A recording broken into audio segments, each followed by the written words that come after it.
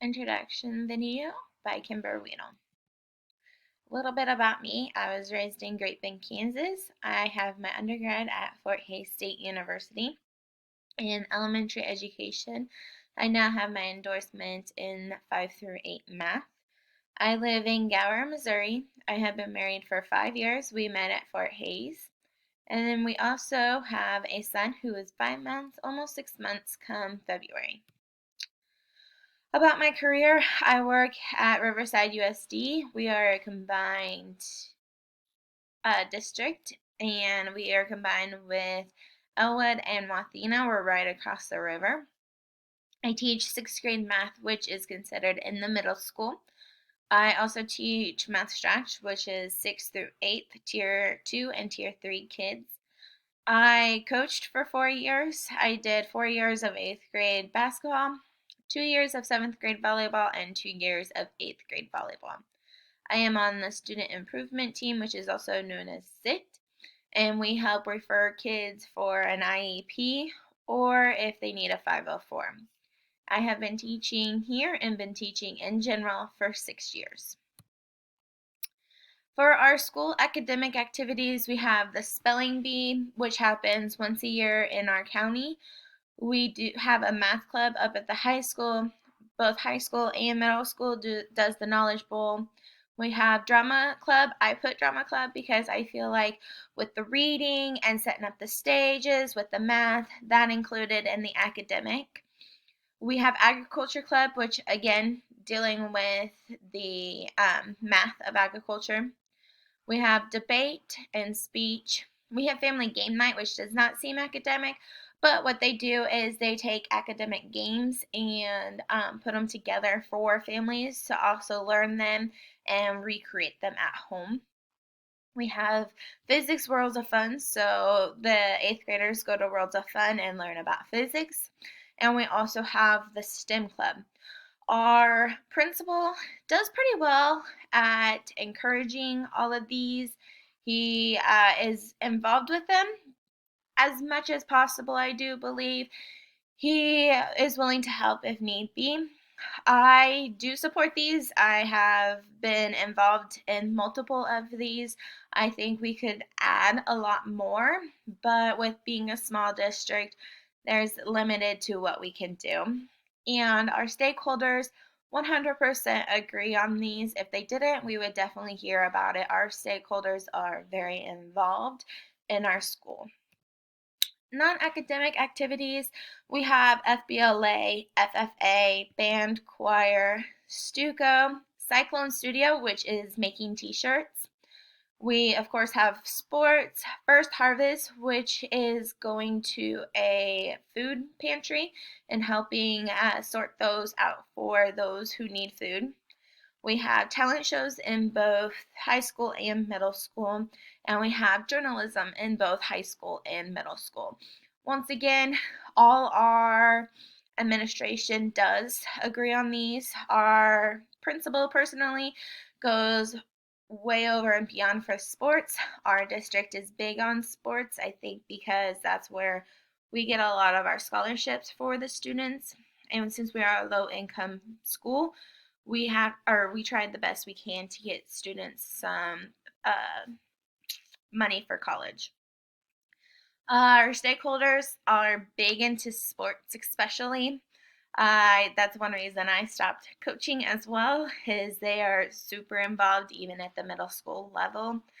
I think these are great. I believe that we could also get into after school activities, things like that to keep kids away from getting in trouble, especially being a low income.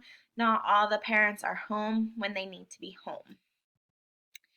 So with the resources, we have poverty is a major risk factor, and this is very true in my district. We have a very high poverty situation going on, and a lot of teens and children have to deal with this. They also have to deal with a lot more, such as teen pregnancy, substance abuse, suicide, and youth being violent against youth. Skills are not being taught at home, so life skills are being a struggle to be taught at home, such as just the basics. And so now that's falling onto the school, and we are trying to help thrive those kids and help them be successful. The soft skills, such as writing a letter and showing up on time and having a firm handshake, are not always being included but are trying to be taught. Growth mindset, which is a belief that traits can be developed. A fixed mindset is that you are born with it. I actually went to an end service about this, and it was really interesting of how to teach kids to now have the growth mindset instead of the fixed mindset.